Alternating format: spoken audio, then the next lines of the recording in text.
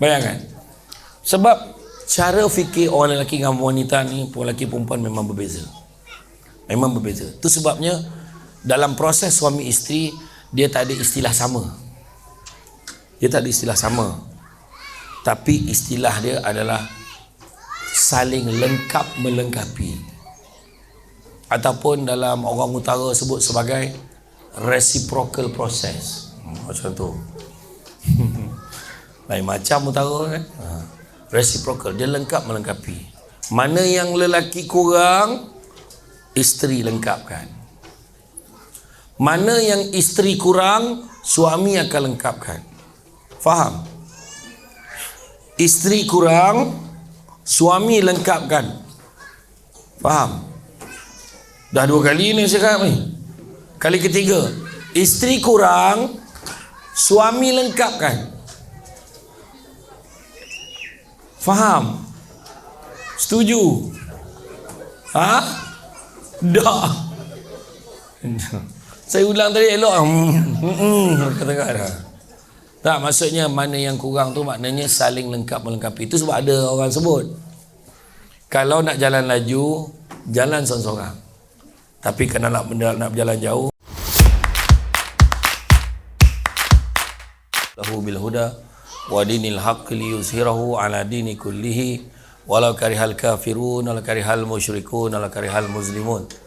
Subhanaka la ilma lana illa ma 'allamtana innaka antal alimul hakim.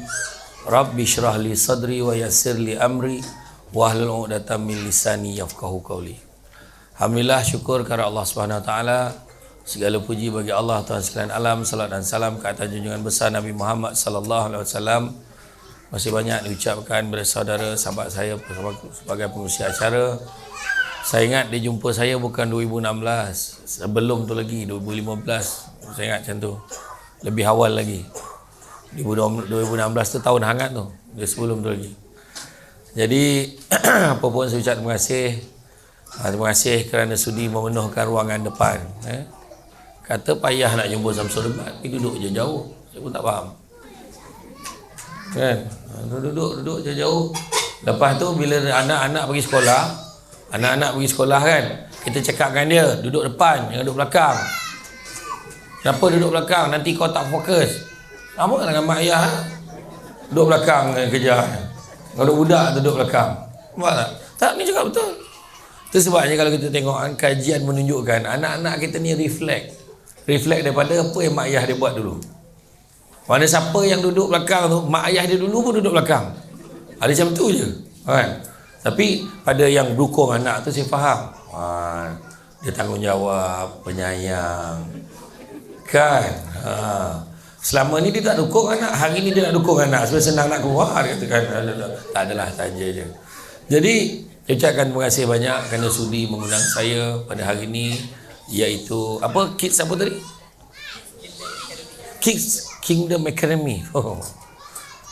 Berapa ramai orang putih dalam tu?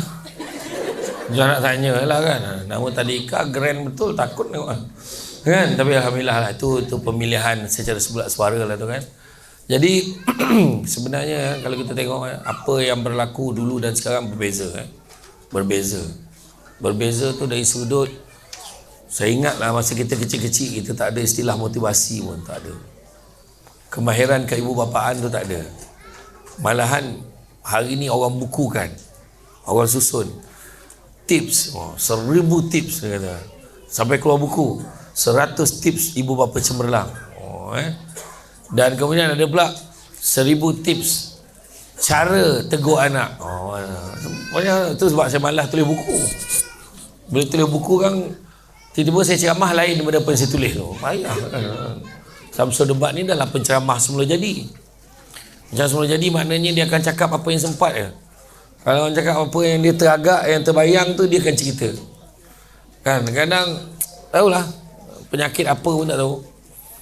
Itu yang antara 2 buku saya lebih suka buku macam bukan 2000 tua je buku saya yang pernah keluar di pasaran. Satu, saya bukan ustaz baru nak start.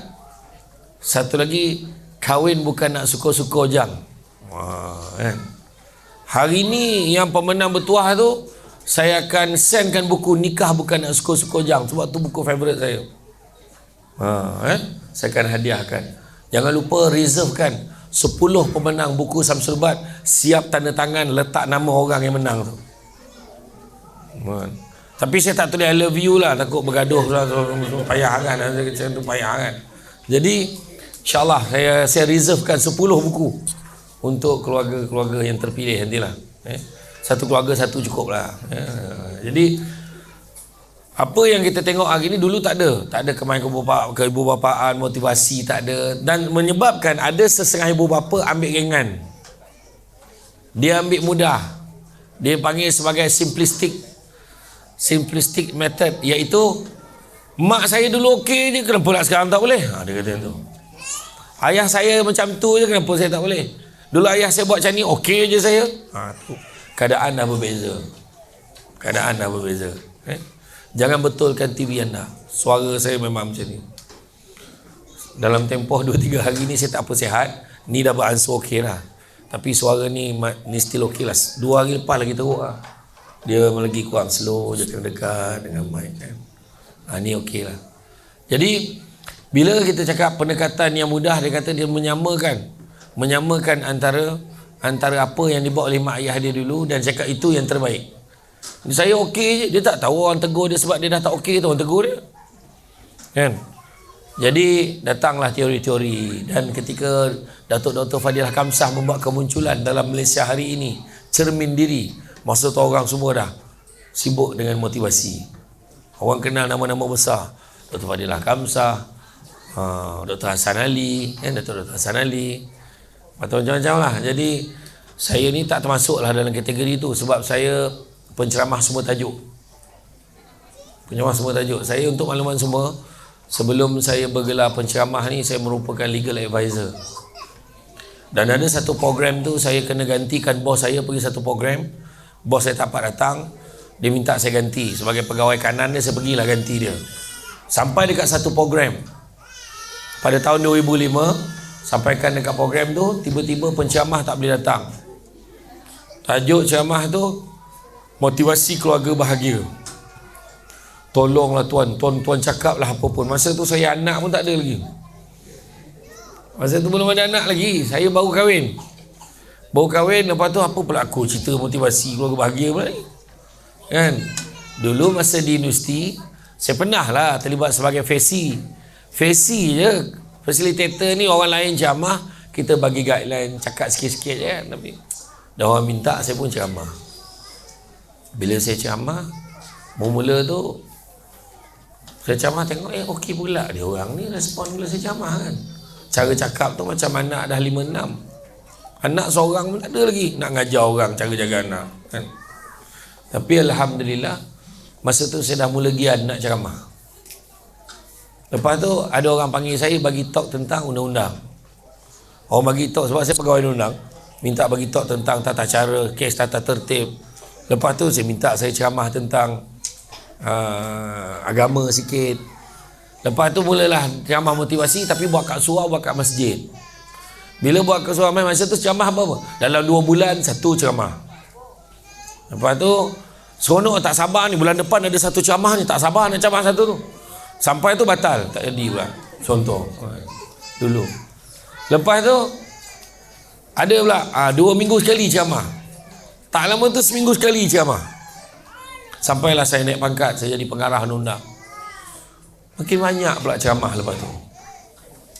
Lepas tu ceramah, dah mula banyak ceramah, saya ingat tak boleh jadi ni.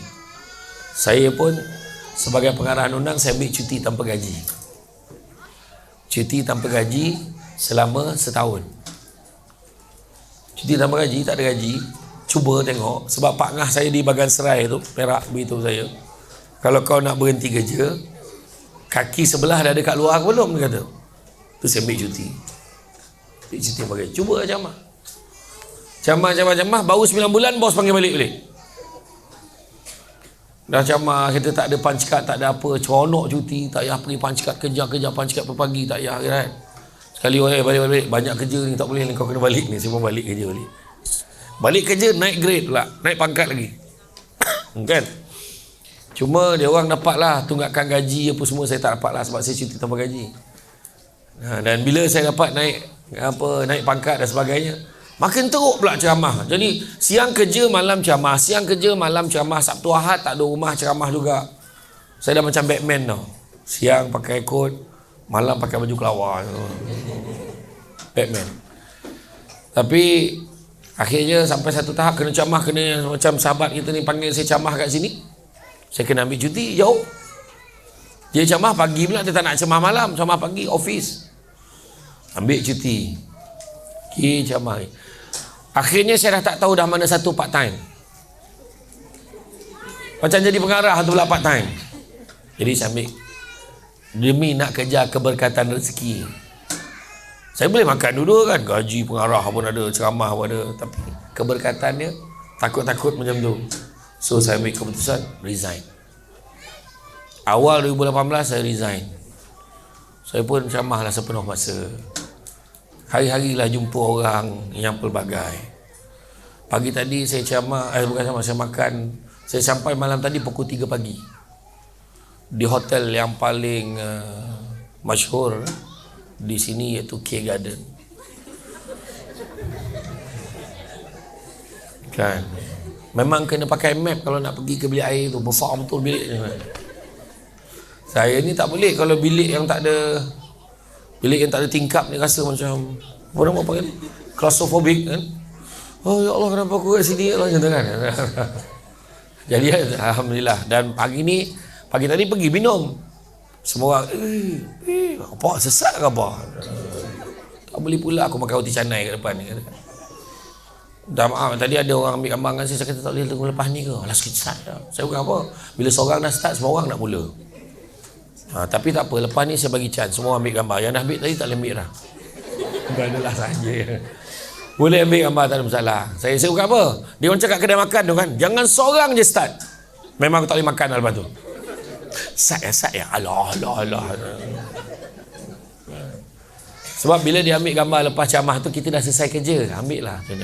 Kita buat gambar keluarga gambar keluarga, kau cuba kau tak frame, aku datang mang kau gambar kita tak ada, kau siap. Jadi apa benda yang kita kena faham, Nabi beritahu anak-anak ni kalau kita pergi kat mahkamah bergaduh, tengok dekat mahkamah banyak bergaduh pasal anak-anak. Di mahkamah bergaduh pasal anak-anak, bila bercerai masing-masing ego. Anak saya jaga, lelaki bukan nak jaga anak sangat, dia nak bagi isteri dia tu rasa susah, bukan dia boleh jaga sangat budak tu. Geram punya pasal dia nak ambil anak tu. Anak janganlah, kenapa abang nak ambil anak pula? Suka hati saya lah, saya boleh jaga anak lagi baik daripada awak jaga. Awak pun tak duduk rumah nak jaga anak. Suka hati saya, pandailah susun. Selama ni tak ada pun, tapi ego akhirnya jadi masalah anak-anak tu. Saya pernah berceramah di satu sekolah, di satu daerah, saya tak nak sebut daerah mana, nanti orang cakap memang daerah tu memang macam tu, saya tak nak cakap lah.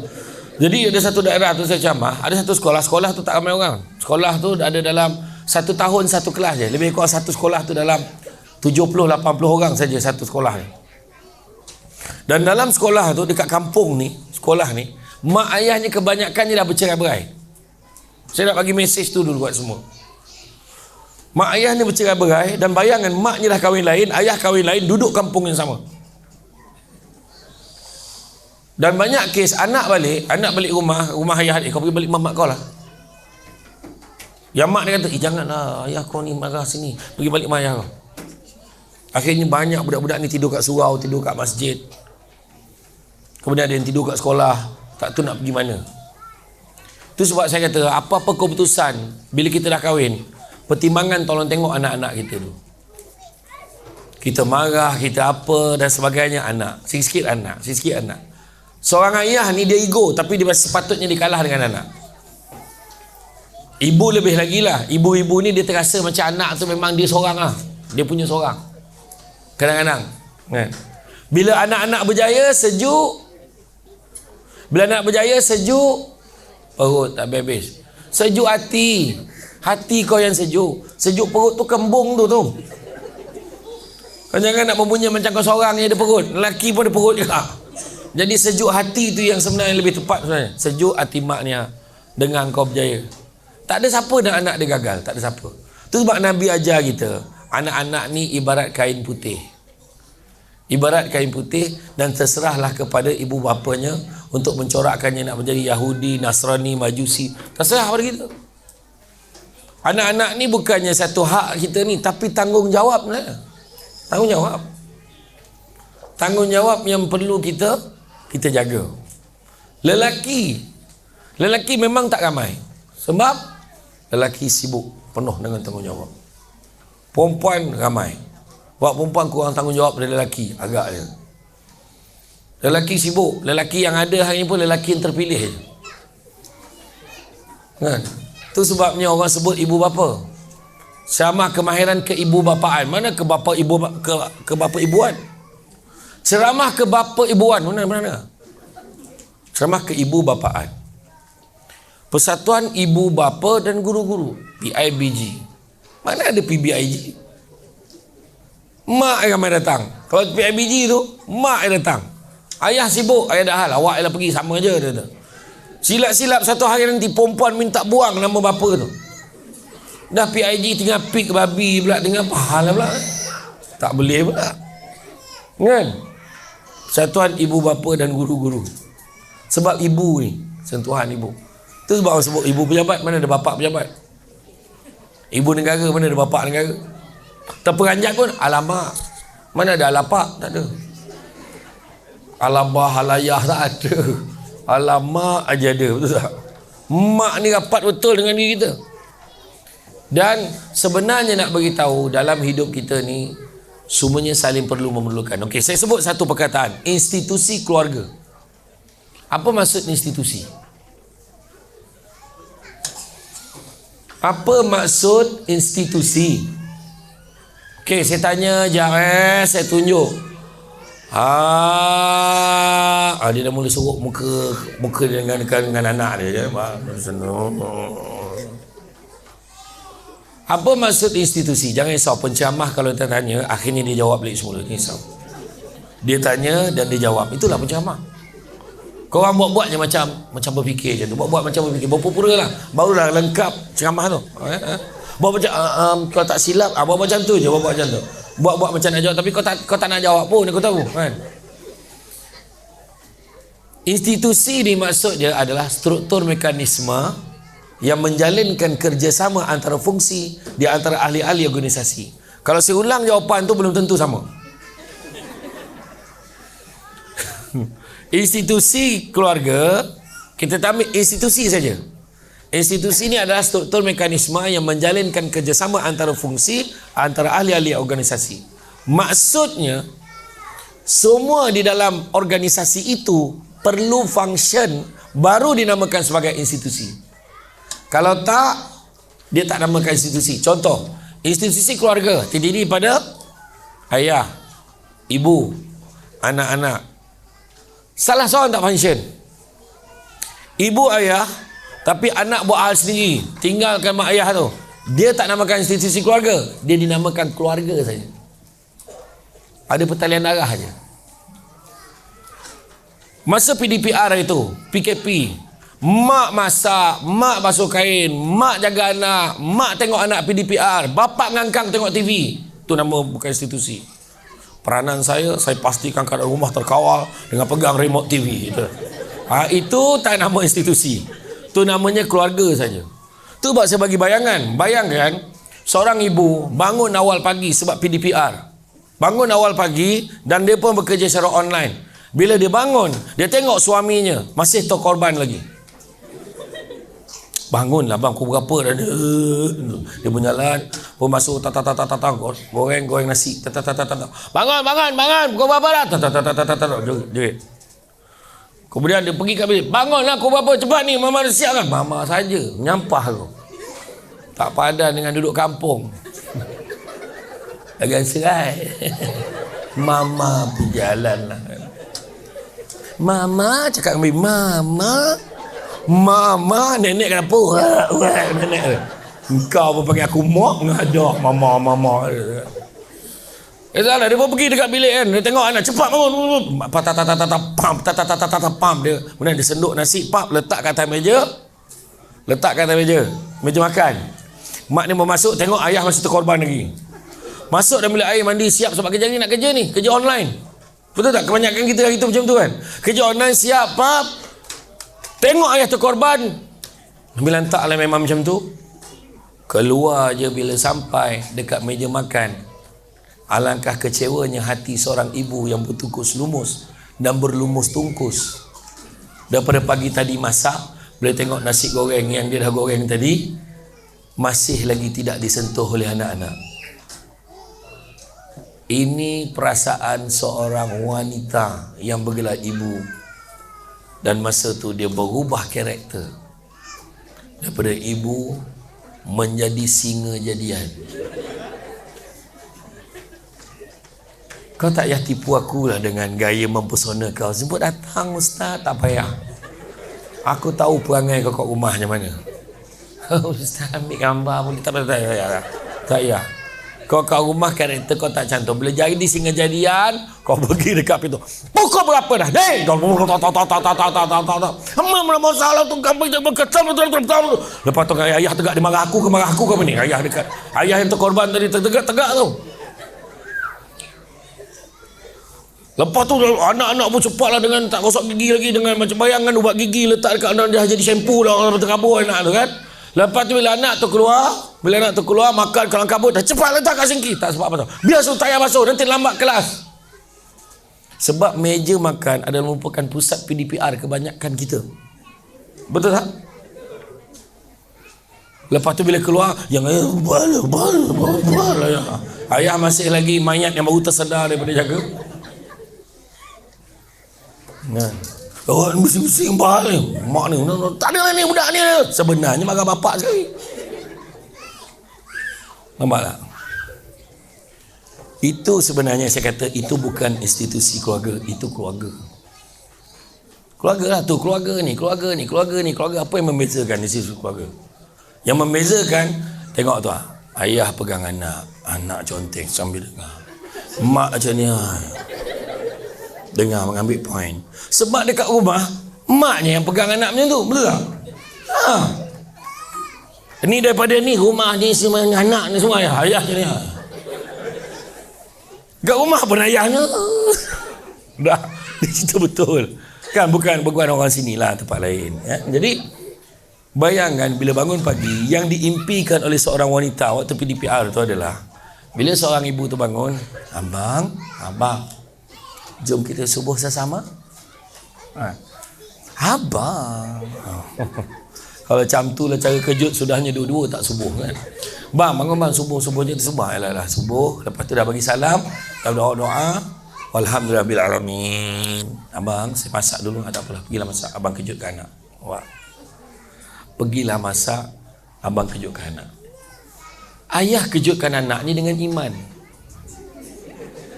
Ayah tak payah jerit-jerit. Ayah kata, bangun. Siap kemah katil lagi. Sebab ayahnya ni tak payah jerit-jerit. Dia cukup takut dengan ayah dia. Tu sebab ayahnya kena sekali. Dia tak boleh hari-hari jeritkan anak. Mak dia yang hari-hari jerit dah tak laku dah. Betul tak? Hari-hari marah. Ya Allah, janganlah. Astagfirullah.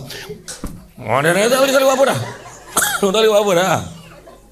Yang ayahnya pergi bangun. Ya macam tu je. Bangun, pergi beli air apa semua. Lepas tu semua dah mandi, siap.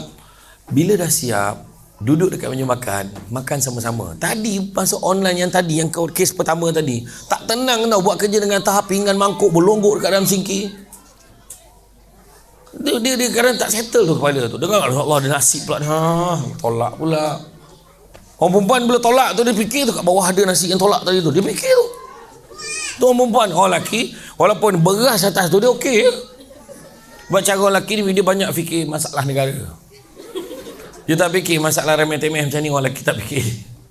Kan? Jadi selepas pada tu, lepas dah makan sama-sama, okey dah kemas semua, basuh pinggan masing-masing. Disiplin.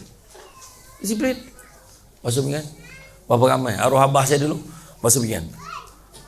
Berapa ramai orang haji Norman? Arwah abah saya tanya.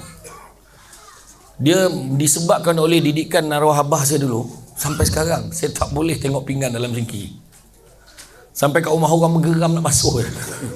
Rumah orang ni aku nak masuk boleh tak kan tuan rumah biar je lah situ, tak boleh, aku tak boleh jatuh, jangan sampai duduk kat ruang tamu tu rasa nak pergi ke dapur lagi nak masuk dengan tadi jatuh lah kan. Dia sampai tahap tu sampai sekarang pun saya tak suka barang saya bersepah, saya tak suka. Pejabat saya kalau berterabur kepantangan saya tu, budak-budak saya kalau berterabur saya tak suka, tu bukan jenis saya.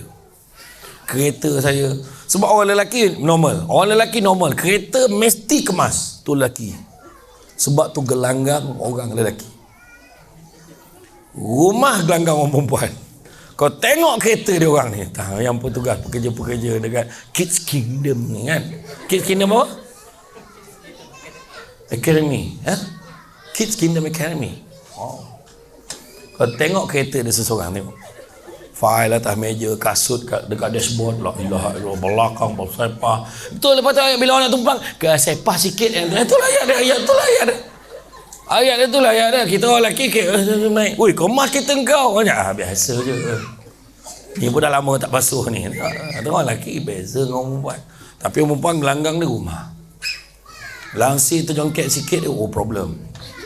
Langsir terjongkit sikit, apa tak nampak tu.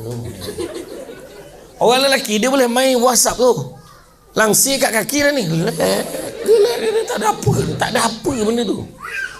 Kita orang okey je, kita tak pernah rasa bersalah pun dengan benda tu. Apa tak nampak ke langsir tu dah sampai kat kaki tu, kejap lagi dia naiklah sendiri. Bayangkan, sebab cara fikir orang lelaki dengan wanita ni, lelaki perempuan memang berbeza. Tu sebabnya dalam proses suami isteri, dia tak ada istilah sama. Tapi istilah dia adalah saling lengkap melengkapi, ataupun dalam orang utara sebut sebagai reciprocal process. Macam tu. Lain macam utara kan. Reciprocal, dia lengkap melengkapi. Mana yang lelaki kurang, isteri lengkapkan. Mana yang isteri kurang, suami akan lengkapkan. Faham? Isteri kurang, suami lengkapkan. Faham? Dah 2 kali ni saya cakap ni. Kali ketiga, isteri kurang, suami lengkapkan. Faham? Setuju? Dah. Saya ulang tadi elok. Kata-kata dah. Tak, maksudnya mana yang kurang tu maknanya saling lengkap melengkapi. Itu sebab ada orang sebut, kalau nak jalan laju, jalan seorang-seorang. Tapi kalau nak berjalan jauh, berjalanlah bersama-sama. Itu adalah istilah keluarga. Suami boleh pergi sana itu total laju, tapi keluarga tak pergi jauh. Anak terbiar, anak diabaikan, yang mak pula buat hal sendiri. Tu yang banyak konflik rumah tangga berlaku. Tapi kalau berjalan bersama-sama, dengan anak tu boleh pergi lebih jauh lagi. Kita sekejap je. Hari ni kita nampak adik ni berlari, adik tu nangis, adik tu kita pegang kan. Tiba-tiba anak tu dah daftar darjah 1, tiba-tiba kita menangis. Ya Allah bang, anak kita dah konvo bang. Ya Allah bang, kejap je anak kita besar kan. Yang suami kata kau agak-agak ni konvo tadika ni. Konvo tadika dah cantunya nangis anak kita bang. Ya Allah, kata bang. Konvo dekat Kids Kingdom Academy. Mengada-ngada aku pernah dulu dipanggil untuk pesta konvo, minta aku ni nyampaikan ucap tama. Rupanya konvo tadika, aku asam. Dengan aku pakai rope sekali apaan. Mengada betul. Bila pergi kaji-kaji balik, bukannya budak tu yang sibuk nak konvo tu, cikgu dengan mak ayah tu. Ayah pun tak sangat. Tu tengok gambar dekat frame tu, semua muka tak puas hati. Wah, senyumlah sikit. Yang mak ni,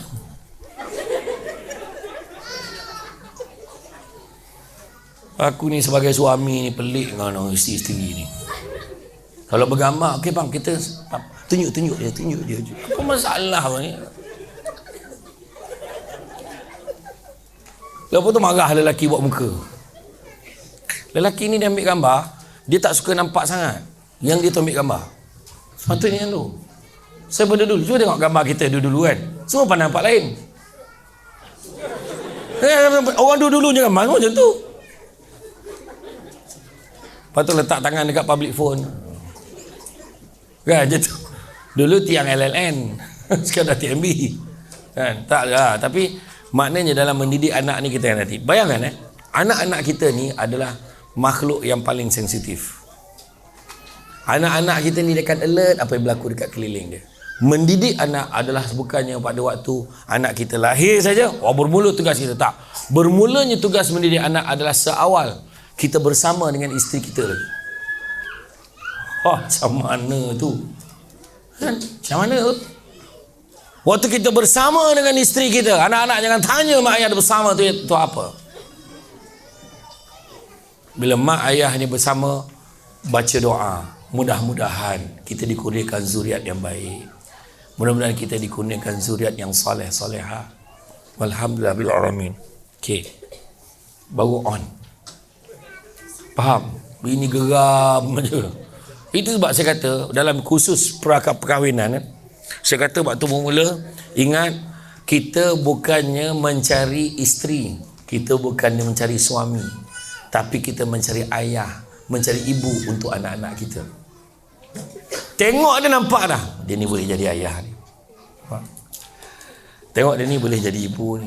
Kita jangan terpedaya dengan lakonan sebelum berkahwin. Wah, itu.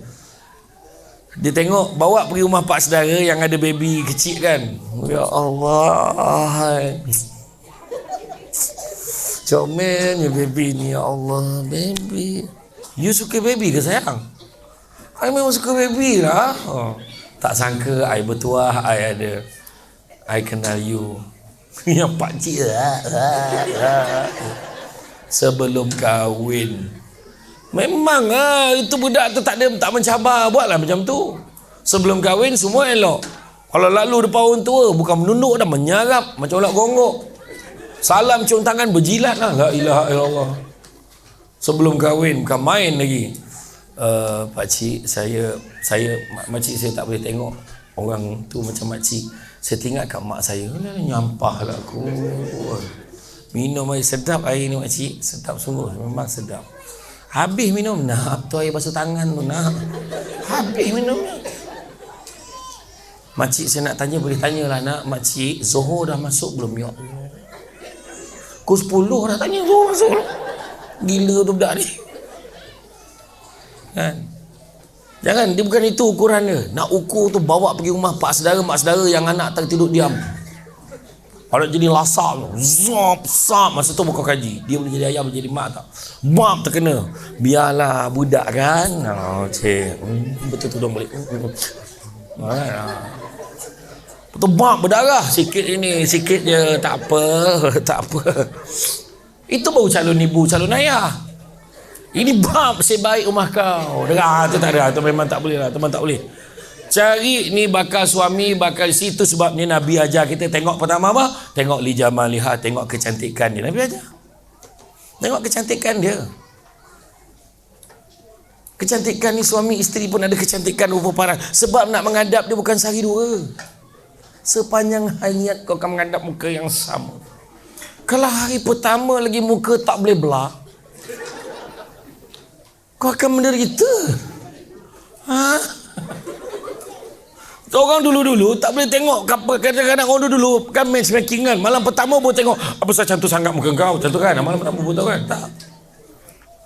Tapi itulah hebat, maha hebatnya Allah Ta'ala.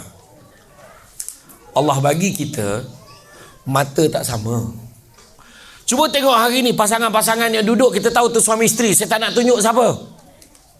Mesti ada yang cakap, laki dia handsome bang. Rasa betul ke tu bini dia? Dia cakap, contoh. Dia cakap, bini lawa muka suami dia merayau weh. Dia kata merayau. Dia kata, kau ajar. Tapi Allah bagi mata tak sama. Pada suami itu, isteri itu lawa sangat dah. Walaupun dia baru sedar lepas beranak kali pertama. Lain lah muka dia, contoh lah kat baru sedar kan. Dia berubah kan. Betul. Isteri pun tengok, inilah suami aku forever and ever. Ya. Kita ambil pengajaran lah. Kau tengok drama Aku Tujuhkan, akhirnya melur kembali kepada Firdaus. Kasihan Haifa, risik pada hati, dendam seorang isteri, suamiku seorang pendosa, takkan tak belajar. So kasih sayang, pertama muka di Jamaliah Kecantikan ni, makna muka tu sedap kat mata kita sudah, okey tu. Kedua, Nabi kata apa? Tengok harta dia. Ketiga, tengok keturunan dia, keturunan yang baik-baik. Bukan keturunan tu Jawa, Minang, Mandela yang buluh betung apa, tak ada. Tengok dia punya keturunan. Oh, bapak dia imam, maknya ustazah, adik-beradik dia semua tahfiz. Tu baik betul tu. Yang ni penyamun, seorang kena tangkap, seorang ini mencuri, ni kota kampung yang tak. Yang jenis tak, yang gila kuasa ke apa, tak naklah keluarga dia. Tak, kena faham. Itu satu keturunan. Yang keempat, agama. Dan Nabi pesan, kalau tak ada ketiga-tiganya tu pun, paling tak ada keempat-empatnya, tak ada semua, paling tidak tengok agama. Sebab kalau tak handsome, tak lawa, boleh adjust. Kau tonyoh hari-hari. Saya ni ceramah ni baru-baru ni dah pelik-pelik dah orang. Saya ceramah kat Sarawak, dia keluar pada restoran Al-Aqsa Sarawak tu, ada seorang non-muslim nak ambil gambar dengan saya. Ambil gambar boleh? Saya kata tak salah orang ke? Tak salah, Hadi Putra kan? Saya kata bukan. Saya kata how come? Saya kata bukan. Kau gelak-gelak betul kau cakap ni. Bukan saya bohong, tanya asisten dia, tanya betul.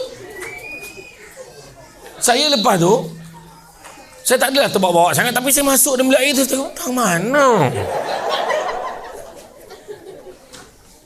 Kan, tapi malam tu dia tag balik saya dekat dalam Instagram. Bukan Hadi Putra, bukan Ahmad Kilau, bukan Samsul Yusof dia tu. Agaknya dia berperasan kot. Malam lain. Muka tak handsome, boleh adjust. Kedua, harta. Mungkin kita susah sebelum kahwin, tapi berkat rezeki kita dah kahwin, Allah bagi satu. Tengok berapa ramai dulu masa bujang dulu nak beli TV pun susah. Bila dah kahwin, TV, washing machine, sofa, ada je. Walaupun kod memang tak berapa ada sangat, tapi barang tu kita manage ada kan dekat rumah kita, betul tak? Itu dia. Kita pernah susah sesama mula-mula kahwin, Allah murahkan rezeki. Keturunan yang tak baik, katakan, daripada tingkat ketaatan kita pada Allah dan Rasul, alhamdulillah keluarga kita dapat membentuk generasi yang baik. Itu sebab saya kata bermula daripada sebelum kahwin lagi. Sebelum kahwin. Kemudian pregnant. Bila pregnant, bila anak dah ada terbentuk dalam perut, itu adalah masa yang sangat kritikal. Orang perempuan banyak gagam. Teragak lah bang, teragak nak tukar kereta. Nah, tangan ni kosong, mengandung punya hal. Teragak nak tu, teragak nak ni. Abang teragak nak makan kuih kapel. Kuih kapel, tu tak kuih kapel, kuih cakui.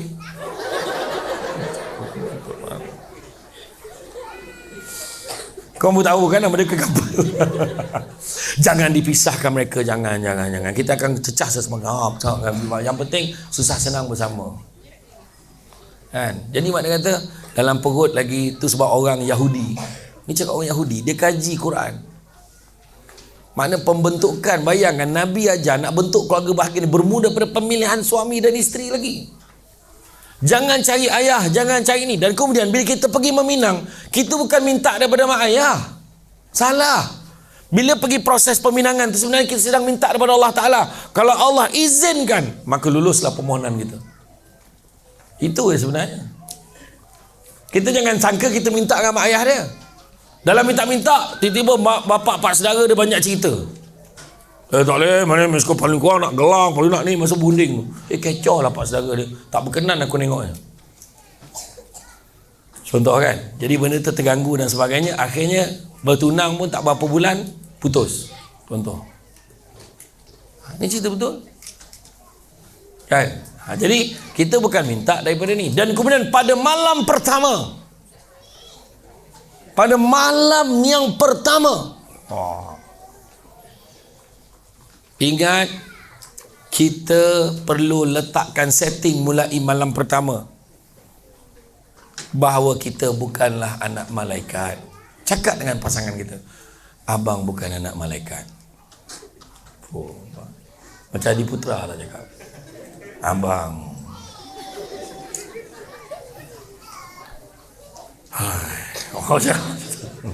Tak. Bila masuk bilik malam yang pertama dengan penuh ketenangan, jangan takutkan pasangan. Isteri yang duduk di atas katil dengan penuh debaran menunggu suaminya masuk. Ni saya nak bagi ni poin ni. Jangan fikir memuka tau, sabar dulu. Bila suami masuk, dia rapatkan pintu, tutup pintu, dia duduk sebelah isteri dia. Assalamualaikum. Salam. Salam. Salam abang. Salam. Aku kena lakon kan, kau faham. Kau dah kahwin belum? Belum. Patutlah macam tu sangat gelaknya. Orang lain dah biasa dah benda ni kan. Salam abang. Dia salam, cium tangan dia. Bila dia lepas je, jangan lepaskan. Abang, ni abang nak cakap sikit. Galak. Kau kahwin lah cepat. Payah pun. Sambil dia pegang tangan isteri dia, dia cakap, pandang mata, anak mata isteri, abang nak beritahu yang abang ni bukanlah anak malaikat. Abang ni anak manusia biasa, tak lari daripada buat salah dan silap. Di sepanjang perkahwinan kita ni, kalau abang ada buat salah, tolong jaga abang, tolong tegur abang. Apa perasaan isteri kalau dengar?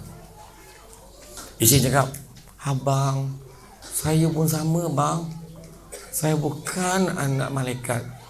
Saya nak, tapi dulu dah terlepas tak, saya tak sempat buat sana. Malam ni buat. Malam ni buat. Anak yang dah faham ke cakap, dah buat tu. Buat abang, ni anak manusia. Bang, saya pun anak malaikat, bukan anak malaikat, saya anak manusia bang. Saya pun buat salah apa-apa, abang tegurlah saya bang Okey. Dah pergi ambil wuduk, kita solat sunat sama-sama. Bahagia tak? Orang perempuan ambil wuduk, keluar tengok lelaki tu dah tidur dah kata. Dah ambil wuduk, solat sama-sama, doa, dikurniakan rezeki, zuriat. Itu patut dibuat malam pertama. Ini malam pertama tutup pintu gedegak. Keletap, engsel. Keletap, bam, tombol. Lepas tu cerap pegang pintu. Sambil pandang. Sambil gelak macam jin dalam gua. Yang bini kat matilah aku. Jangan macam tu. Faham? Jadi lepas tu kan, semenjak daripada itu kita kena ingat, hidup berkeluarga bukanlah hidup macam kita tengok filem Hindi, diiringi dengan lagu-lagu yang indah-indah dan suasana background bukit bukau yang berwarna-warni, bertukar-tukar baju dan sebagainya kan. Tak. Tapi hidup kita ni, bak kata pantun, cantik dipandang bulan mengambang. Bulan mengambang, torang diawan. Kalau dah hidup namanya orang, takkan lari daripada ujian dan dugaan. Ujian susah, ujian duit, ujian ibu mertua, bapa mertua, ujian tak sefahaman, itu biasa. Jangan ingat aku teruk lah, kau tak cangkau. Jangan. Setiap keluarga ada set masalah di sini. Tetapi ingat, orang yang bijak nampak jalan pada setiap masalah, bukannya nampak masalah pada setiap jalan. Ingat. Anak, kebahagiaan ini saya nak beritahu. Dalam hidup jangan sibuk nak kejar kaya. Ni keluarga-keluarga ni nak beritahu, hidup jangan nak kejar kaya. Hantar anak dekat Kids Kingdom Academy. Wow, anak orang kaya siut Tadika Kingdom. Kan? Yuran sebulan berapa sebulan? Berapa sebulan? Tak tahu. Sabar je lah aku. Ni siapa yang masuk tadika ni? Berapa? Puan, anak masuk tadika berapa? Bayar 300.5 sebulan. Big tau. Tadika yang dengan tadika baru RM20. 300.5 kau. RM350 sebulan per bayaran. Masa tu kita tahu dah. Oh, itu bukan kaya. Itu komitmen. Itu pun ada yang tak bayar. Dekat luar sana ada kaunter. Siapa yang belum bayar boleh bayar sekarang. Saja nak beri peringatan. Silap-silap yang tu tak datang hari ni. Dah. Faham kadang-kadang saya tu dah bayar dah. Salah kau rupanya. Okey. Nanti saya transfer balik kan. Dah. Kita kena faham, jangan kejar kaya dalam berkeluarga ni, tapi kejarlah bahagia. Kerana satu hari nanti kita akan sedar, bukan semua perkara boleh dinilai dengan harganya. Akhirnya tak apalah aku bayar RM350 sebulan, tapi anak aku jadi orang. Itu poin dia. Jangan berhutang dalam bab akademik anak-anak. Bab ilmu jangan berhutang. Dulu kan bayaran ilmu anak-anak tu, berkatnya ada kat situ. Dengar pesan saya. Tapi apa maksud bahagia? Apa maksud bahagia? Bahagia bukan melihat kepada apa yang kita ada. Dengar saya cakap. Bahagia bukan melihat pada apa yang kita ada. Kereta apa yang kau bawa, rumah kau, rumah banglo ke, semi-D ke, teres ke, tak. Bukan tengok berapa banyak duit simpanan dalam bank, tak. Tapi bahagia dilihat dengan sikap kita terhadap apa yang kita ada.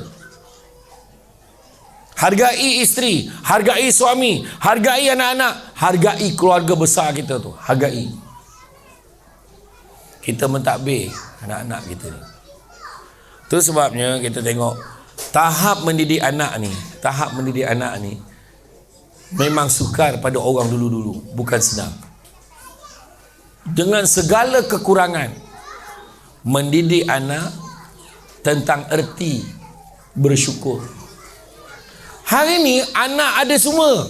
Kita bagi tu, kita bagi ni, bagi beg sekolah dia, bagi yang paling baik. Tak main lah beg sekolah yang beli kat pasar malam. Beli yang singles. Beli dekat Australia lah tu. Bukan beli kat sini, beli luar negara. Murah sikit kat luar negara. Nampak. Beli mahal untuk anak-anak kita bagi semua. Kena nak ajar anak tentang syukur. Memang susah. Tu sebabnya nak didik anak ni kena hati-hati dengan apa yang kita nak bagi ke anak-anak kita. Hati-hati. Tengok peringkat umur anak kalau nak bagi. Tu sebab Saidina Umar ajar nak didik anak 3 peringkat umur. Saidina Umar ajar nak didik anak 3 peringkat umur. Peringkat yang pertama, tak payah salin. Tak payah salin. Sebab you all bersaudara dengan Abu Hurairah. Abu Hurairah dengar terus ingat. Jadi semua saudara dengan Abu Hurairah ni. Gelak-gelak kakak macam tu je. Siapa ceramah tadi? Samsul Bat. Okey dia ceramah. Okey. Dia cerita apa? Sama je. Dah kau tak salin. 3 peringkat umur Saidina Umar ajar. Peringkat yang pertama adalah 7 tahun pertama. Ni anak-anak kecil sekarang kan. 7 tahun pertama. Layan anak seperti raja. Apa dia nak bagi? Sekarang ni dia je betul semua. Kena dukung, kena angkat. Kan raja tu. Pak, kita tolak dia. Raja je macam tu. Nak susu. Nak susu lain. Okey. Betul. Tak, itulah hebat orang perempuan yang orang lelaki tak boleh buat. Susu anak tak kira mana tempat, situasi, iklim dan cuaca. Atau motosikal kat traffic light, diamlah. Atau motor tu. Kalau lelaki mampu budak tu lapar sampai kat rumah, lantaklah kau. Tunggu kat rumah dia. Kalau lelaki lah. Orang perempuan tu dia. Saya yang tahu tu sebab Dulu masa sebelum saya jadi Samsul Debat, tiba-tiba saya minta ceramah satu ceramah, saya tak ada PA masa tu. Saya telefon lah, kak, apa ceramah tajuk ni, apa tajuk hari ni kak? Kelebihan penyusuan susu ibu, beremergency je tepi tu. Apalah aku buat tajuk tu. Dia nak ustaz kat buat tajuk tu lah, matilah kau, pahal lah aku nak cerita ni. Saya pun tanya lah Ustaz Nur Azman, tanya Ustaz Azlina, member saya kat hospital apa semua, tanya, dia pun beritahu macam ni. Saya pun check aja Google sikit, dah ada 4 poin semangat ni. Apa boleh? Okey, boleh. Sampai kat dewan tu semua tua. Apa kau buat? Orang tua ni nak dengar ceramah penyusuan ibu ni, dah expired. Apa nak dengar lagi kan? Tapi saya ceramah lah, daripada nak ceramah 2 jam langsung tinggal setengah jam. Tahulah rasa bersalah lah nak cerita dengan dia orang tu kan. 7 tahun pertama layan anak seperti raja, apa dia nak bagi? Jangan risau, kedai Iko, kedai RM2 banyak, layan kan. Dia nak mainan, bagi. 7 tahun pertama sahaja, ingat tu. Buat bilik dia, siapkan mainan dia, dia nak game, bagi. Tapi dengan kawalan, ingat dengan kawalan. Bagi anak pun, ambil, diam. Ambil, diam. Beli pun, diam. Betul, tapi dengan kawalan. Anak kita dia boleh main game secara istiqamah. Dia bertahajud, dia main game dia sampai tak tidur, tak makan pun tak apa. Kalaulah main game tu zikir, dah ramai anak kita jadi wali dah. Jalan atas angin kan. Tapi masalah main game ni bahaya. Sebab tengok mak ayah semua mak ayah ingat, cuba ingat balik zaman kita dulu. Ingat tak zaman kita main guli orang lelaki? Makna nak bezakan skrin anak kita skrin dia ni kecil je, dia punya ni skrin dia. Kalau besar pun TV je, tu pun duduk dekat-dekat aja, kecil juga. Okey. Dulu kita skrin kita pukul 5. Nampak jam pukul 5 nak berlepas dari kandang. Wah, cepatlah pukul 5. Sebab dulu pukul 3 ke 2 pagi mana ada TV? Mana ada TV? Dulu kalau buka TV pukul 3 nampak jam.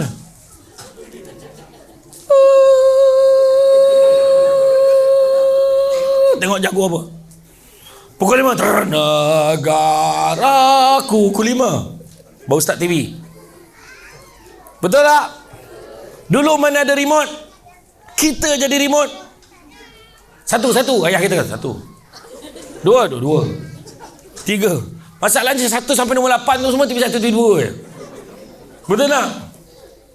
Hui, TV color hayat dulu. TV warna, TV hitam putih dulu. Yang sebelum kita lagi teruk pulas kelatap TV 1. Kelatap ada pintu, ada pintu. Kita punya skrin, buka aja pintu rumah itu skrin kita, sabah salam, main guli. Bayangkan, nampak simple, tapi itulah skill ayah lah. Daripada jauh, kena 1 bayar 2 dulu. Ingat tak main pom? Bulan nak bayar 5, semua bayar 5, trap. Oh, lepas tu buat garisan, kita balik nak tentukan siapa turn dia sampai dulu, betul tak? Dulu boleh target, keluar ambil 1. Masa tu Chania bawa guli dengan bangga. Weh, banyak guli dia, mesti power main ni. Sekarang bayar RM2, sebuni bawa balik. Orang tak peduli dah guli tu. Orang perempuan jangan lupa skill you all dulu. You all ada you punya buah ajaib, main tenteng. You all boleh lempar tu. Lepas tu kaki setengah sebelah.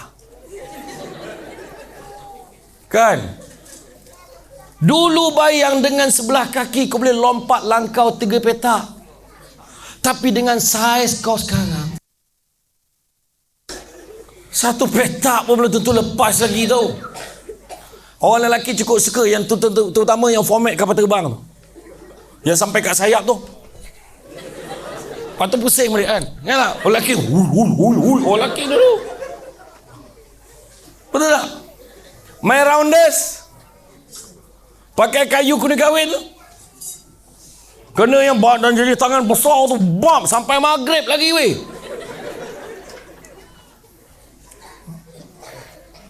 Dulu kita tak ada permainan macam tu. Kita tak ada permainan macam sekarang. Kita main apa yang ada dulu. Baling tin, baling slipper. Gigi saya yang atas ni, depan ni, dulu patah ni. Sebab jatuh, mengelak slipper jatuh, gigi dulu berdarah. Lepas tu makan aiskrim batang tu, nak cepat bagi darah berhenti, takut mak marah. Masa gigi kau jadi ni, aduh, tak sangka pula jadi penyeri pula ni. Kan? Betul. Beza kita dengan anak kita. Saya nak beritahu, di Kelantan, bukan orang Kelantan macam tu, tapi peristiwa berlaku di Kelantan. Anak ni main ni, beza dengan kita. Kita dulu macam ni. Kita dulu, Along, kita pun lagi pergi kat mak kita. Ya mak, kau pergi beli barang, kejap lagi tak boleh ke? Sekarang lah mak nak pakai. Yelah. Mak nak beli apa? Tepung 2 lagi. Tulislah, tak ingat. Tolong tepung lagi, gula 1. Beli 2. Apa nak pegang garam kasar kau beli? Bukan ke? Salah ke? Kan? Kita masa tu dulu macam tu. Anak kita, bila dapat phone, kita panggil, Along. Tu berlaku. Dia tak datang. Yang tu kita kena betulkan pada awal. Bila panggil, datang, baru nyaut. Jangan jerit pada jauh. Along. Ya, saya. Tak. Ya. Along. Along, apa? Itu anak kita sekarang. Nampak tak? Dia tak datang. Jadi ada seorang budak di Kelantan ni, disebabkan ini, dia sampai satu tahap kena bawa jumpa doktor pakar. Sampai kat depan doktor tu dia macam ni. Doktor panggil, Along. Dia tak dengar. Doktor tepuk depan dia. Macam tu. Itu penyakit dia. Bila sampai hari-hari tengok phone. Tu sebab anak kita, kalau kat rumah, kalau nak tengok teruk tak teruk, bila dia dah teruk sangat main phone, bila dekat rumah, dia dah main, skrin dia tu je. Bila dia naik kereta dengan kita, tak bawa phone, dia macam ni. Dia pandang luar pun, dia nampak skrin yang sama. Dia pandang ni pun, dia nampak skrin yang sama. Dia tak pandang, kadang tak fokus ke dengan apa kita cakap. Tu sebab 7 tahun pertama, layan anak seperti gajah bagi apa dia nak. Setakat 7 tahun pertama sahaja. Anak masuk talikan ni, bagi dia belajar apa-apa, tapi kita jaga dekat rumah, layan seperti gajah. Dia nak buku, carikan. Dia nak ni, bagi, selesaikan kehendak dia. Okey. Lepas 7 tahun, masuk umur 8 tahun, iaitu 7 tahun kedua. Masuk umur 8 tahun, 7 tahun kedua. Sampai dia umur berapa tahun? 14 tahun. Betul tak? Layan anak seperti hamba. Mula bagikan padanya tugas dan tanggungjawab. Bangun kena kemas katil, bangun kena sangkut. Itu penyakit anak kita. Towel dengan alas kaki sama. Betul.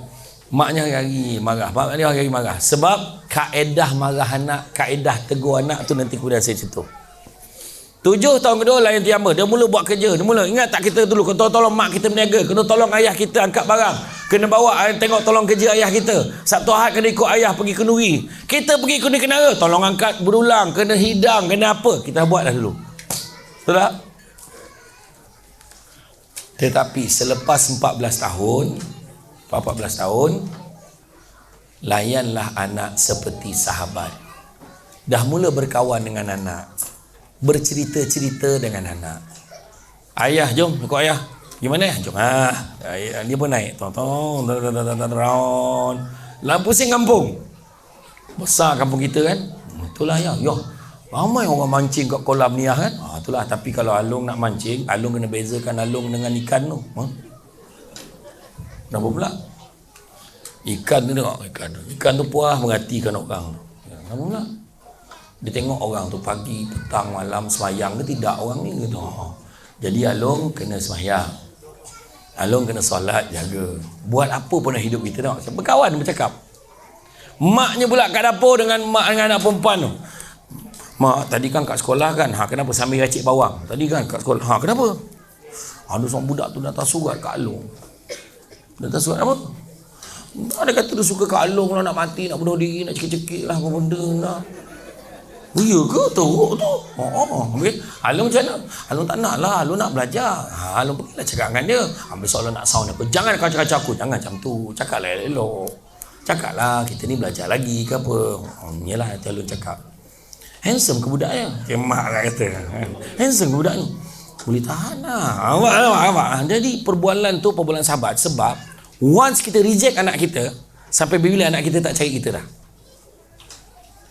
Kita balik kerja kan, balik kerja penat, balik kerja. Assalamualaikum. Salam. Lepas tu, bah tadi kat sekolah kan, kau diam boleh tak? Ni banyak kerja ni, penat. Tapi reject anak kita sampai bila anak kita tak cari kita. Kesilapan ramai ibu bapa penjaga ni adalah layan anak seperti raja daripada kecil sampai sekolah menengah. Itu kita tengok kat kampung-kampung, kaki tak sampai beli motor untuk anak. Anak nak iPhone bagi. Kan saya kata, lepas 7 tahun, apa didikan kita ke anak? Dan mesti bagi mesej kat dia, hamba, bila jadi hamba buat kerja ni, bukan semua benda dia nak boleh dapat. Mama, ingat nak beli handphone ni apa? Untuk apa? Saya cakap dengan mama, kenapa? Apa kepentingan nak pakai? Yalah, nanti senang buat kerja. Apa? Senang boleh tak boleh buat kerja? Kan komputer ada? Internet dah ada? Mak, bila kita cakap dengan anak tu, perbetulkan anak kita punya mindset. Jangan tolak tanpa bagi rasional. Sebab menjadi hamba ni penting dia faham kenapa dia tak boleh. Kena beritahu. So, ada satu cerita. Ada seorang lelaki ketika zaman Saidina Umar. Dia bawa anak dia jumpa dengan Saidina Umar. Dia kata, wahai Umar, aku nak minta kau tolong nasihatkan anak aku ni. Anak aku ni derhaka. Maka Saidina Umar nasihatkan anak tu, kau ni jangan derhaka, hukumnya neraka lah, apalah, apa ni berdosa lah, apa semua cerita. Kemudian anak tu bersuara, wahai Saidina Umar, adakah dalam semua keadaan anak aja derhaka pada ayah? Tak ada keadaan ayah derhaka pada anak? Soalan dia, ada tak keadaan ayah yang derhaka pada anak? Dia kata ada. Ada 3 keadaan seorang ayah tu dianggap derhaka pada anak. Apa dia? Yang pertama, kegagalan memberikan nama-nama yang baik pada anak. Itu menyebabkan ayah tu derhaka. Oh, kalau macam tu ayah aku derhaka lah, sebab dia nak bagikan nama aku ni, dalam bahasa Arab tu maksudnya kumbang hitam. Aku kena ejek dengan kawan-kawan aku, dia kata. Ramai ibu bapa, ibu-ibu lah khususnya, pergi kedai buku, beli buku senarai nama baik dalam Islam, betul tak? Hati-hati. Nama tu memang maksudnya baik, tapi ada sejarah di sebalik setiap nama. Itu sebab saya nak bagi nama anak saya telefon pejabat mufti. Saya bagi 2-3 nama, minta ustaz tengok mana yang elok ustaz. Rupa-rupanya ada satu nama, ada beberapa, bukan satu, banyak ada nama tu. Rupanya nama tu mungkin maksud dia baik, tapi zaman sahabat ada yang nama macam tu perangai tak elok. Ada. Saya tak nak sebutlah nama siapa, kan takut ada lah yang kena. Ada tak sini anak yang nama Darwis? Tak ada Confirm. Tak nak lah. Nanti Kang ada yang tengok live ni, tak nak. Nanti kemudian. Dan kadang-kadang bagi nama anak, rupanya tu nama anak jin. Contoh anak saya ada seorang, Zakwan. Siapa nama anak Zakwan? Saya macam anak saya kan. Ada tak Zakwan? Kau nama anak kau apa ni? Leman ke apa? Nama kampung? Kata Kids Kingdom. Ada tak nama anak Zakwan? Ada seorang tu, sama dengan saya. Zakwan ni nama anak jin. Anak saya tu sebabnya masa kecil kuat nangis tak? Kan? Kena gangguan kan? Ada gangguan. Macam anak saya kena gangguan lah. Kena sawan tangis sebab bapaknya pun sama je dulu. Wah. Lepas tu dah tak bunyi dah. Sawan tangis. Lepas tu bila bila sampai jumpa dengan ustaz-ustaz, kena tawarkan air macam-macam lah. Bukan nak cerita tu lah. Tu sebab dipesan jangan sebut nama penuh dia. Panggil Alang, Atih, panggil nama Wan. Kan, panggil nama lain. Anak saya dulu pernah tu, Bah Zakwan tu. Malam tadi kan, Alang nampak kan, ada tinggi je di jalan, dia masuk bilik abah. Itu abah kau, cakap. Kata macam tu je lah. Nabi Sulaiman berunding dengan ratu apa? Siapa nama anak Balkis? Lagi pula Balkis, Kristina, berapa ramai bagi nama? Sebab nak sedap kan? Nama-nama tu sebab kadang dia mudah nangis lah, apalah, dah silap kita bagi nama, dah bagi tu sudah lah, janganlah apa, okey dah tu, jaga anak elok-elok, itu saja. Kemudian ada tu, kita gabung nama kita ya bang, kita gabung nama kita, lambang cinta kita. Nama abang Yahya, nama saya Mahani, nama anak kita Yamaha. La ilaha illallah. Itu nama Jepun tu, apa kejadah. Maznah Daud, Mazda budak tu, la ilaha illallah, tak payah. Bagi nama yang baik-baik. Okey.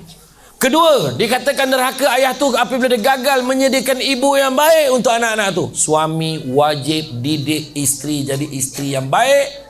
Bila jadi isteri yang baik, itulah ibu yang baik. Maka dia kata, ayah aku derhaka sebab aku sampai hari ni tak tahu siapa pun mak aku, apa aku tak tahu. Dan yang ketiga, seorang ayah dikatakan derhaka apabila dia gagal. Dia gagal apa?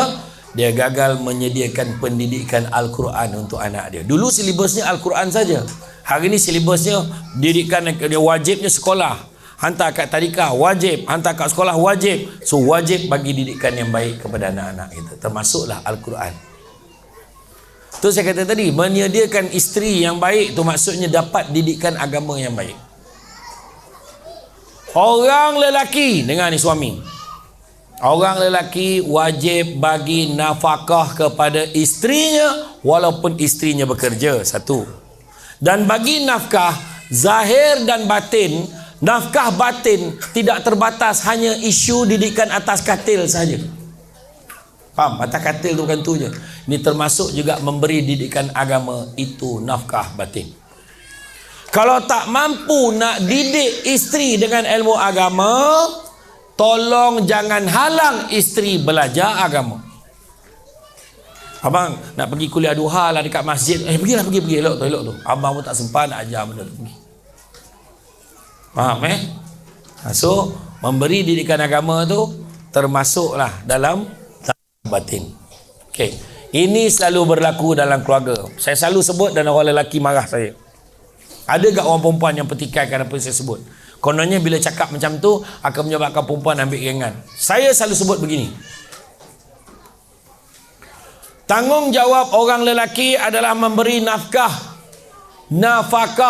kepada isteri dan anak-anaknya. Orang lelaki wajib mendahulukan isteri dan anak-anaknya dahulu, baru ibu dia. Dengar saya cakap. Sebab ramai orang lelaki dia jual dekat isteri dia, abang ni anak lelaki, abang kena utamakan mak abang daripada awak. Yes, tapi bukan dalam bab nafkah. Dalam bab nafkah mesti utamakan isteri dan anak-anak dahulu, baru ibu bapa dia. Sebab ibu dia ada suami dia untuk nafkah. Tapi kalau ayah dah tak ada, itu selepas isteri dan anak-anak baru mak dia. Dalam bab nafkah, berbuat baik memang abadan abada, sampai bila-bila wajib seorang anak buat baik pada mak ayah dia. Faham Jangan cakap saya kena utamakan mak saya pada awak tau, itu sebab gaji saya bagi mak saya. Salah. Kalau isteri tak redha, suami berhutang. Ini cerita berkat keluarga ni, cerita berkat. Orang perempuan, abang dengar tak ceramah tadi pasal nafkah tu? Macam mana abang time tu abang terlelap tadi, tak perasan sangat, kata-kata. Okey, kena faham. Begitu juga yang orang lelaki marah saya. Itu sebabnya kalau bagi kepada mak, seorang ibu yang ada belajar agama, dia akan faham benda ni. Maka ibu dia setiap kali dapat duit pada anak dia, ibu akan tanya anak, ni kau bagi duit belanja kat mak ni, anak bini kau macam mana? Dia orang ada tak cukup makan pakai tak ni, kau bagi mak ni? Kalau tak baik kau bagi dia orang dulu. Itu ibu yang baik. Mak ni belanja bukan tinggi sangat, tak payah. Tak payahlah.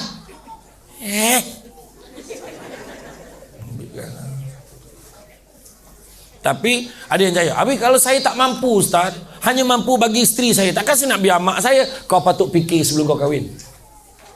Bukan dah kahwin pun fikir.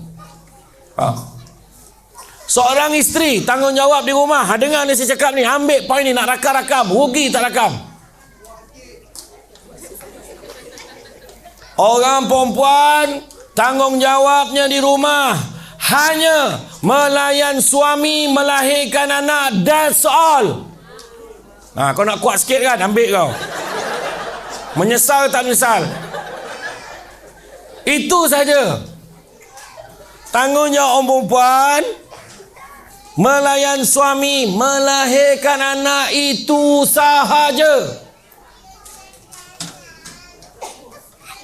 Basuh kain, basuh pinggan, kemas rumah, sental bilik air, jaga anak, bagi susu anak dan sebagainya, melainkan susu badan. Kemah rumah, tengok anak, didik anak, tengok anak buat homework, jaga anak, semua tanggungjawab suami sebenarnya. Dia bawa barang cabutan bertuah, maknanya masa aku dah nak habis.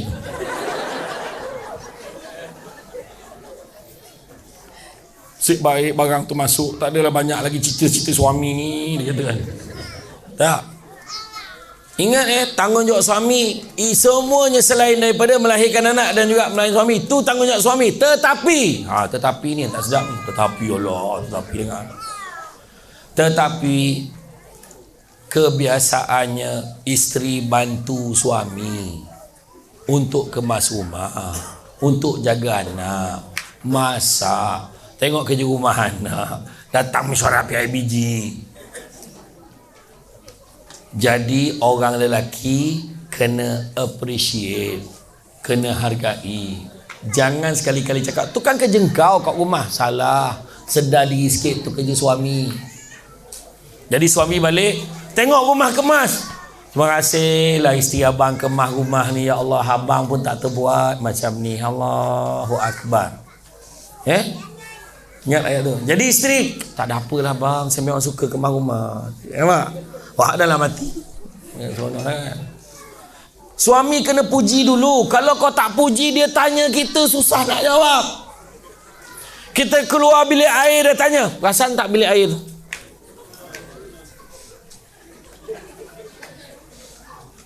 Kita nak masuk bilik air tak pernah perhati pula. Apa hal? Kau renovate ke bilik air tu tadi? Tak. Dia baru lepas sental dinding tu. Baru lepas sental dinding tu yang dia tanya tu. Perasan tak bilik air tu berbeza apa? Nampak bersih, nampak kemas, cakap kemas bilik air kita hari ni. Masihlah. Masihlah saya kata orang. Maknanya hargai. Tolong hargai. Dalam bab mendidik anak, yang pertama kita kena ingat, mendidik anak di rumah, pertama jangan fokus kepada sikap-sikap negatif anak. Fokus pada kelebihan anak. Anak ini pandai. Rajinlah anak mak ni. Cuba baca sikit. Pandai. Cuba ngaji sikit. Sedap suara anak mak ni. Fokus pada perkara-perkara positif. Jangan lihat pada perkara negatif. Siapa ajar macam ni? Ni. Yang tu dia besar-besar kan. Hari-hari. Ni pun tu buat lagi perangai macam semalam. Seminggu sebut. Minggu lepas ingat tak buat apa. La ilaha illallah. Ini perangai seorang perempuan. Mengungkit dia hidup kau. Abang dah lupa apa dah saya buat pada keluarga ni. Allahu Akbar. Jangan ngungkit-ngungkit. Cuba tengok orang lelaki. Dia tak ungkit sebab dia tak tahu nak ungkit apa. Apa pula lah yang aku nak ungkit ni, diam je lah. Tak ada benda nak ungkit. Fokus pada perkara-perkara yang positif. Anak-anak kita ni kita fokus pada perkara positif. Ada beberapa lagi perkara yang kita kena fokuskan. Begitu juga kalau kita tengok dalam bab mendidik anak-anak ni, kita yang keduanya kita perlu buat adalah ada saya catat tadi, takut terlupa. Ajar anak kita ni supaya fokus kepada keperluan orang lain, bukannya diri sendiri. Contohnya bila makan, bagi kawan dulu. Ajar dia. Kan, bagi adik dulu. Maknanya kepentingan orang lain. Kita nak didik ni daripada awal ni, sikap dia tu. Sebab Anak-anak bila dia masuk umur dah 6-7 tahun, bila dia dah besar sikit, dia dah boleh fikir sendiri, dia akan bawa apa yang kelaziman apa dia buat masa kecil. Tu sebab waktu pregnant, jangan bergaduh-gaduh sangatlah orang perempuan. Tolonglah, kalau nampak macam nak gaduh, senyap je. Bila bergaduh, tinggi suara, dalam perut efek. Cakap betul ni. Fokus kepentingan orang lain, bukan kepentingan diri sendiri. Sebab attitude ni memang susah kita nak tukar. Tu macam anak-anak kan, ayah tengah semayang, Allah, anak tu panjat. Macam ni ayah kan, maknya tarik, pergi main jauh. Sampai tua budak tu, waktu semayang main jauh. Lain lah kalau ayah dia tengah semayang, mak dia panjat, tu lain, patut kau halau kan. Tak kerti bahasa tu bangka bergurau terus sangat kan tu kan.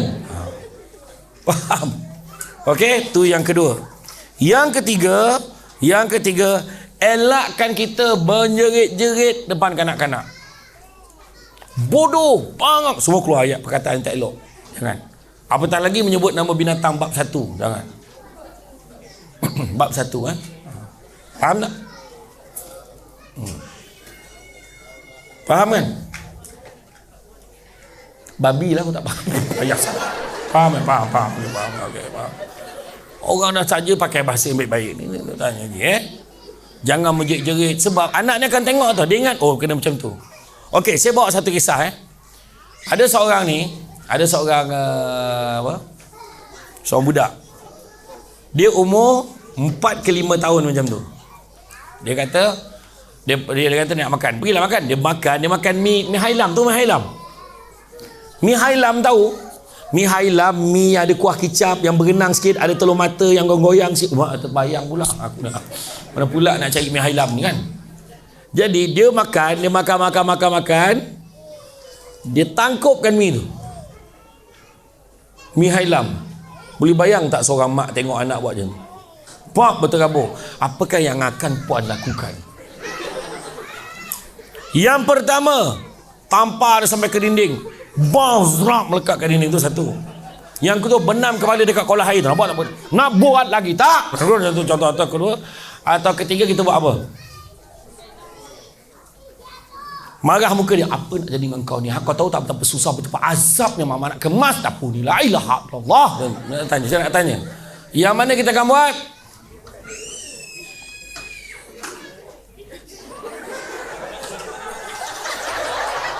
Puan akan buat apa, Puan? Rasa-rasa lah. Nombor 3. Nombor 3. Okey. Nombor 3 dia akan buat. Apa ni? Tahu tak mama? Contoh lah kan. Okey. Ada tak sesiapa nak cadang dengan cadangan lain?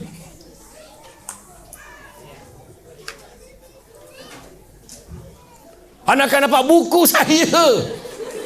Wah, tahulah buku aku tak okey. Tak ada jawab. Siapa nak cadangan lain? Okey, boleh ya? Puan?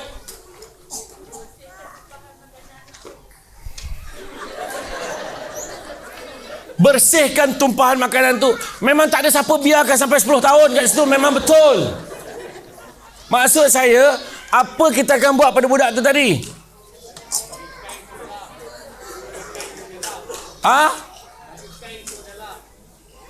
Bagi kain. Bagi kain suruh dia lap. Okey. Sebenarnya dalam isu ni, maknya tu mengambil langkah yang keempat, iaitu tanya kenapa anak dia buat macam tu. So dia tanya anak dia, kenapa buat macam ni? Ni marah ni. Tapi dia menggeram. Dia nak buat yang nombor 3 tu tadi.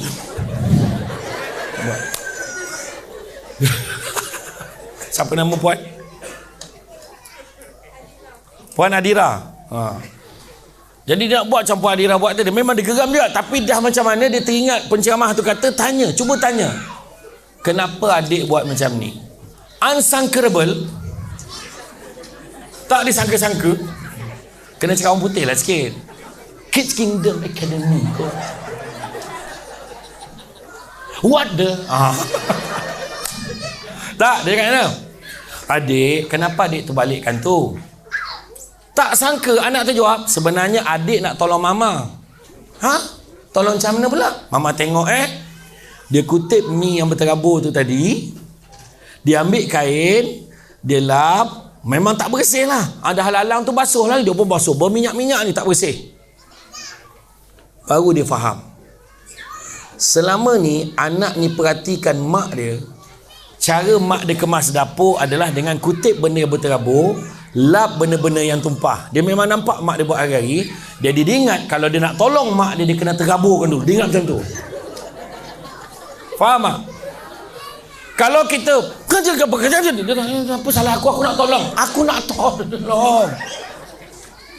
Jadi sampai tua dia tak faham mesej tu, faham tak? Jadi bila dengar macam tu, baru mak dia faham. Jadi Puan Nadira pun cakap, bagus anak mama. Memang bahasa diri mama kan. Kampung mana? Kampung mana? Asal mana? Asal mana? Selama. Yalah, selama mama. Okey tu. Okey, jadi dia cakap, oh bagus anak mama nak tolong mama. Tapi lain kali kalau nak tolong mama, cakap dengan mama dulu tau. Nampak? Jadi kita, ni penting. Okey. Satu lagi isu. Anak baru lepas SPM. Budak lagi ke tidak? Lepas SPM. Okey. Tak bukan budak lagi Anak cakap dengan kita, ayah, Along kan anak lelaki, Along nak kahwin. Budak lagi ke tak? Budak lagi ke tidak? Lepas SPM. Lepas SPM boleh kahwin dah. Lepas SPM nak bagi dia kahwin. Anak kita tingkatan 5, habis tingkatan 5 dapat result, ayah, Along nak kahwin. Tak boleh. Berapa ramai yang tak setuju nak kahwin? Angkat tangan. Tak apa. Okey, ramai tak setuju. Okey. Tapi dia teringat skill ni tadi. Dia kata apa? Dia terkejut tau. Dia target dah. Anak ni memang target ayah mesti marahnya, tapi dia nak adab juga. Demi cintaku padamu, biar kering air di laut, terbakar hutan belantara, aku sanggup menghadapinya. Ayah, Along nak kahwin. Yang ayah dia teringat nak kahwin. Bagus. Kau target bila nak kahwin? Terkejut budak tu, betul bapak aku ni. Bila kau nak kahwin? Rasa-rasa dalam 3 bulan lagi kot. Bagus. Benda baik ni jangan lewat-lewat kan. Ayah ni betul, aku salah rumah ke apa dah. Lepas tu dia panggil, mak ya. Mak dia pun keluar. Ya, ada apa bang? Ni anak kita nak kahwin. Ya ke? Bila? Lah seorang lagi pula macam ni. Biar betul. Rupanya mak ayahnya dalam mood bersedia sentiasa. Okey, macam ni. Okey, kalau kau nak kahwin, bagus. Ayah setuju. Cuma ayah nak tahu dulu, kawan kau ada berapa ramai? Kau campur kawan Facebook, campur kawan sekolah, apa semua dalam 500. Kalau 500, ayah kawan pun 500 habis kurang. Mak kau 500. Kita lebih lah saudara mara. Kita agaklah jemputan 2,000. Okey, 2,000 2,000. Okey. Sekarang kita nak bagi makan apa? Kenduri tu. Kita bagi makan Maggi ke tak? Mana ada orang kenduri kahwin makan Maggi mah? Okey. Betul juga. Tapi nak bagi makan apa? Tak apa, mari sini. Buka internet, tengok. Jom kita tengok ni catering. Kita ambil ni lah nasi putih papadom. Sudahlah ayah, jangan macam tu. Ayam nak, daging nak. Okey, kita ambil. Oh ni ada offer, 15 apa ni? Dia ada offer. RM15 satu kepala. Siap dengan free kemah dengan scallop ni. Oh ya ke? Dengan tema color pilih sendiri. Bagus ni. Kali 15 kali 2,000, maknanya dalam 30,000 lah kita kena ada. Okey, 30,000. Okey, hantaran ke mana? Kau dah bincang belum dengan girlfriend kau tu? Belum bincang. Yalah, agak-agak berapa? Kalau 10,000, okey tak? Tapi adalah dia sebut itu dalam 10,000 serba satu. Jangan 10,000 biar serba sepasang. Kalau serba satu takut kasut sebelah kan. Okey, kita ambil 10,000 lah. 10,000 campur 30,000 tadi berapa?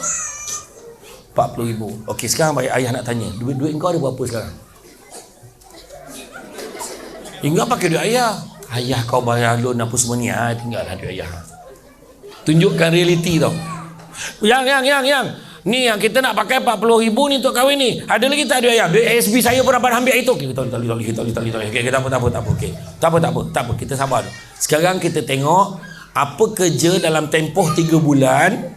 3 bulan kau kerja, kau boleh dapat 40,000. Nampak? Buka pula kerja. Doktor, engineer, lawyer, businessman, corporate. Yang ni, kau ambil ni lawyer, kau ambil kes bunuh banyak sikit, saman malu yang 1 juta ni. Yang sama ni, okay, yang ni kau boleh ambil 50%. Boleh lah. Dalam 3 bulan boleh dapat 40,000. Kau nak jadi apa?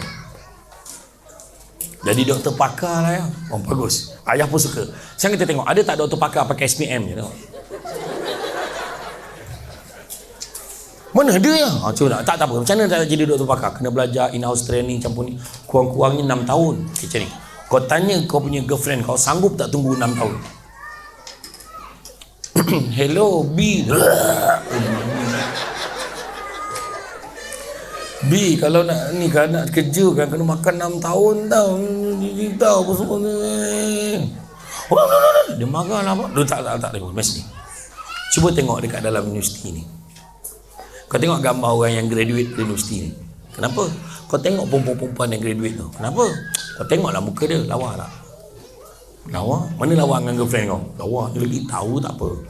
Macam ni lah. Abah tak kisah kalau anak abah ni nak kahwin. Abah pun suka.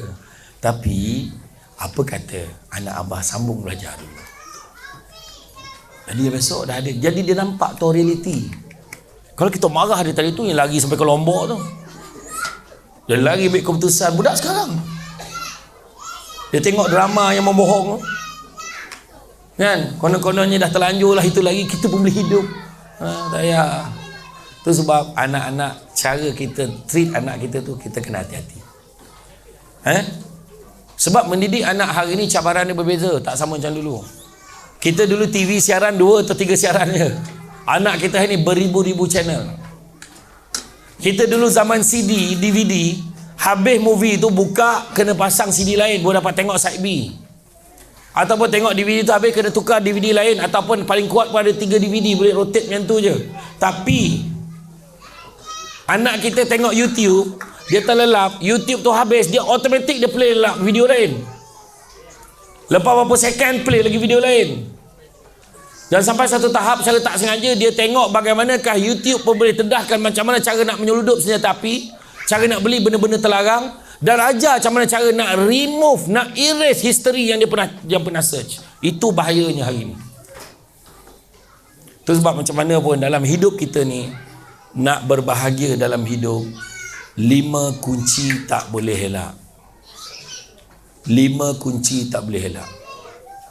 Pertama, kunci rumah. Maksud kunci rumah, sistemkan rumah kita dengan sistem beragama.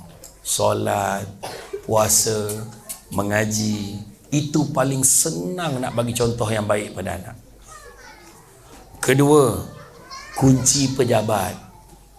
Maksud kunci pejabat, cari rezeki yang halal. Sebab Nabi pesan, cari rezeki yang halal, sesungguhnya halal itu cukup buat kamu. Nabi dah pesan. Saya yakin yang hantar anak dekat Kids Kingdom Academy ni, aku tak tahu slang dia kena jadi macam tu, tak tahu kenapa. Bukan semua orang yang kerja-kerja yang gaji yang puluh-puluh ribu. Saya tahu ada yang kerja biasa, tapi demi untuk yang terbaik untuk anak-anak, kita bagi. Dan Alhamdulillah kita boleh bagi. Sebab apa? Sebab halal. InsyaAllah cukup. Yang ketiga, kunci kereta. Apa maksud kunci kereta?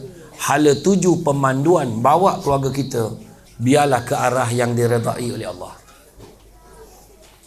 Hantar anak, nak jadi anak seorang ulama besar, nak jadi anak seorang guru agama yang hebat, umur 6 tahun masuk pertandingan bintang kecil, tak kena. Hantarlah anak pertandingan mengaji, choral speaking tu okey lagi kan, sebab dia nak mengasah anak tu tahu mana part dia nak cakap, mana dia nak berhenti, dia dari ingatan, kita asah ingatan dia, bagus. Jadi hala tuju keluarga mesti betul. Hari Jumaat, jom sama-sama jogging, rekreasi, hala tuju yang betul. Hari Sabtu pagi, sama-sama pergi dengar kuliah hari ni, contoh. Mana tahu? kan? Sama-sama datang dengar macam ni kan. Hari Sabtu pagi spend masa. Pagi ni boleh je nak buat benda lain, lepak makan roti canai sampai kembung balik tidur, tapi kita pilih untuk duduk di sini. Kan? Yang keempat, kunci syurga. Nak masuk syurga tak ada cara lain. Rahmat Allah. Nak dapat rahmat Allah, satu je cara dia, ibadah banyak-banyak. Dan yang kelima, kunci spare. Apa maksud kunci spare? Suami ada kunci, isteri ada kunci. Sebagai ayah ada satu kunci, sebagai mak ada satu kunci, anak ada kunci. Tolong mainkan peranan masing-masing. InsyaAllah kita akan bahagia. Dan akhirnya, yang terakhirnya saya nak bawa satu kata-kata pujangga daripada seorang ahli falsafah. Saya minta semua faham betul-betul apa yang dikatakan oleh ahli falsafah ni.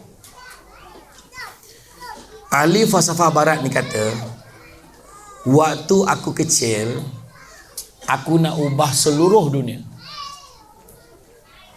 Tapi bila aku dewasa, aku tengok dunia ni besar sangat. Tak jadilah, biarlah aku ubah negara aku. Akhirnya bila dia tua, baru dia perasan, besar juga negara ni, payah nak ubah negara. Biarlah aku ubah keluarga aku. Akhirnya ketika dia dah nazak, dah berada di kamar kematian, on my deathbed, dan dia sedar, perhaps for the first time, dia sedar buat pertama kalinya, tak ada seorang pun ahli keluarga dia boleh ubah. Barulah dia sedar, alangkah baiknya aku mengubah diri aku sendiri terlebih dahulu. Orang yang mengubah diri boleh jadi, boleh mempengaruhi ahli keluarga dan menjadi baik. Keluarga yang baik boleh mempengaruhi masyarakat menjadi baik. Masyarakat yang baik mampu mempengaruhi negeri, negara menjadi baik. Dan tak mustahil dapat mengubah seluruh dunia, bermula dengan diri sendiri. Ubah diri kita dulu. Berhenti mokok bang. Yang lelaki suami, tolong berhenti mokok. Benda tak baik. Jangan rosakkan kesihatan keluarga kita. Kalau kita mati pun kita menyusahkan keluarga kita. Jangan. Dengar cakap saya. Please, berhentilah rokok. Sayang keluarga, tolonglah jaga amanah ni. Berhenti mokok. Suka tak suka ni saya kena cakap. Berhenti mokok. Tak ada faedah. Kemudian, begitu juga, saya faham. Bila saya cerita tadi, tak sempat. Tak. Yang dulu-dulu. Yang lepas-lepas kita dah buat tu, lupakan. Bak kata satu lagi ahli falsafah, semalam ibarat cek tendang. Tak ada nilai, lupakan sajalah. Esok ibarat buku hutang. Entah bayar, entahkan tidak. Jangan mengharap sangat. Tetapi hari ini ada ibarat wang tunai. Gunakanlah sebaik-baiknya. Manfaatkan masa dengan keluarga kita. Bentuklah keluarga yang terbaik yang kita inginkan. Kuasa di tangan kita sekarang. Serah pada Allah Ta'ala banyak-banyak. 5 perkara, kalau kita ada, insya-Allah kita akan berjaya didik keluarga kita dengan baik. Pertama, sabar. Kedua, syukur. Ketiga, tawakal. Keempat, redha. Dan yang kelima, ikhlas. InsyaAllah. Didik anak bukan sebab nak duit. Didik anak bukan sebab nak kaya. Didik anak sebab nak ganjaran daripada Allah. Itu saja. Jadi saya faham, restless dah budak-budak tu. Puas dan mak fikir, tak tahulah. Yang menyusukan anak pun dah pening dah. Jak kiri, jak kanan dah pening kepala dah. Jadi apa pun saya ucapkan terima kasih banyak-banyak di atas kesudian mengundang saya pada hari ini. Mbak kata orang, sepandai-pandai tupai melompat, akhirnya jatuh ke tanah jua. Walaupun perkongsian sudah tamat, mudah-mudahan meresap ke dalam jiwa. Budak-budak membawa galah, nak menjolok buah berangan. Kalau ada silap dan salah, dikata tidak, dicaci jangan. Tenang-tenang air di laut, sampan kelok mudik ke Tanjung. Hati terkenang mulut menyebut, jasa baik pihak Kids Kingdom Academy menjemput, rasa nak junjung. Jadi itu saja daripada saya.